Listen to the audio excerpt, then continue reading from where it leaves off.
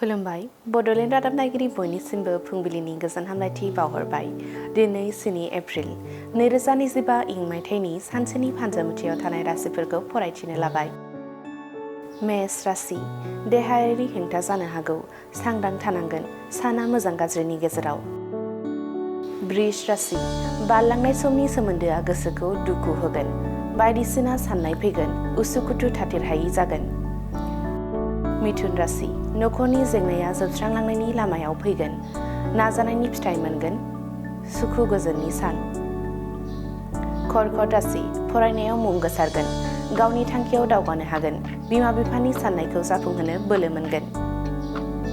सिंह राशि आखायाव फैखानाय मोजां खामानिया गोमालांगोन, बायदि रोखोमनि जेंना नुजाथिनो हागौ, गोसोखौ हमथानो हानाया गोनां।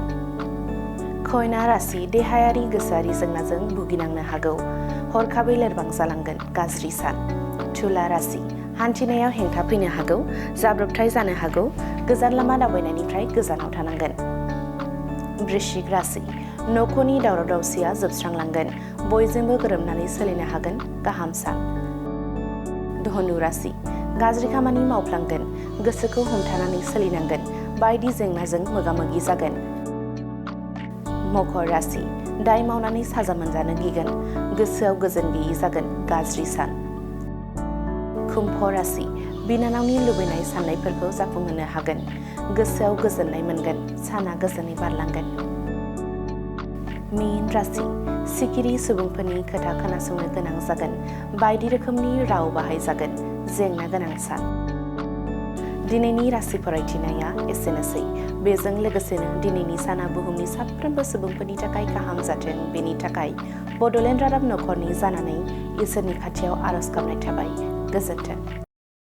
थाखो 5 आरो मेट्रिक आनजाद उथ्रिसार जागोन फरायसाफोरनि थाखाय गोजोनथाव रादाब। गोनांथि आरो मोजां खाबुफोरखौ लानानै गुन गोनां सोलोंथाइ होनो नोंथांमोनखौ नेनानै दङ बड'लेण्ड स्टार एकाडेमि क'क्राझारआ। 2024 इं मायथाइयाव क'क्राझार थिथागुरि समबाय मावख'नि साखाथियाव गोदानै गायसनजानाय बड'लेण्ड स्टार एकाडेमि क'क्राझाराव 2025-2026 सोलोंथाइ बोसोरनि गोदानै मुं थिसननाया सोलिगासिनो दङ। बड'लेण्ड स्टार एकाडेमियाव 6 थाखोनिफ्राय 9 थाखोसिमनि फरायसाफोरा बर' बिजोङाव आरो 11 थाखोनिफ्राय 12 थाखोसिमनि फरायसाफोरा बर' बिजों आरो इंराजि बिजोङाव मुं थिसननो हागोन। बेनि थाखाय आरज बिलाइ आरो पान्डुलिपि बिलाइगासिनो दङ। 11 थाखोनिफ्राय 12 थाखोसिमनि फरायसाफोरनि थाखाय आखा-फाखा आरो रोंगौथि गोनां फोरोंगिरिफोरखौ लानानै साइन्स, कमार्स एन्ड आर्टस मोनथाम स्ट्रिमनि सायाव फरायसाफोरखौ गुन गोनां सोलोंथाइ होनानै बायदि बिथिंजों सोरगिदिं जौगाखांनाय लाबोनो साखाफारा क'क्राझारनि थिथागुरियाव थानाय बड'लेण्ड स्टार एकाडेमिया।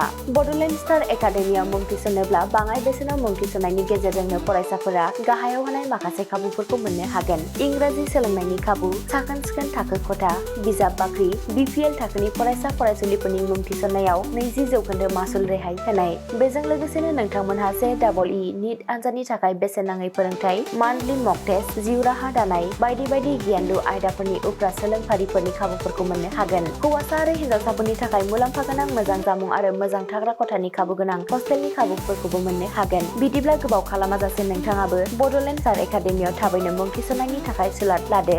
आबुङै मिथिनो थाखाय जानबुं अनजिमा 6000349997 एबा 7638008149 एबा 6003494371 आव फोनांजाब खालामदो।